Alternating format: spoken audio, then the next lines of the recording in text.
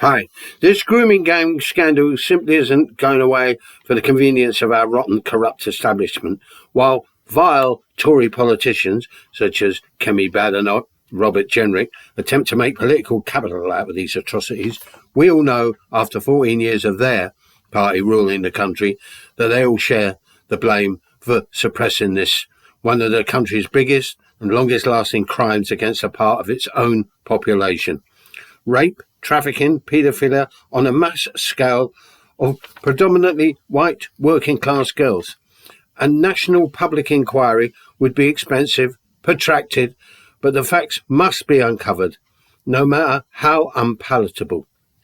The establishment fears a racist, Islamophobic backlash due to the background of the perpetrators. I think, however, that it's equally important to unmask the enablers who, by silence and deliberately ignoring what was being inflicted, ranging from the very top of the government through to local authorities, social services, police, who were in essence silent collaborators, and how many on the lower echelons were themselves actually physically involved. And remember, these gangs are still operating, with many past crimes against these helpless youngsters still to be revealed. This is not going to fade away, nor will the demand from the public for an inquiry. Also for the victims, their families, the trauma they've suffered and are still undergoing.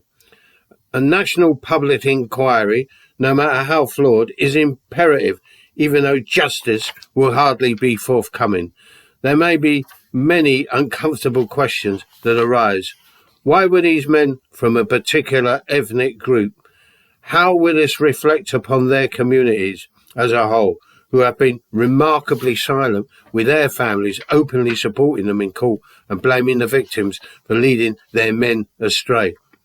No stone should be left unturned, whatever the consequences. This ultimately goes far beyond Pakistani grooming gangs and reaches deep into the entire rotting framework of a feudal capitalist society that discards victims and protects what are perceived to be groups of certain characteristics and themselves.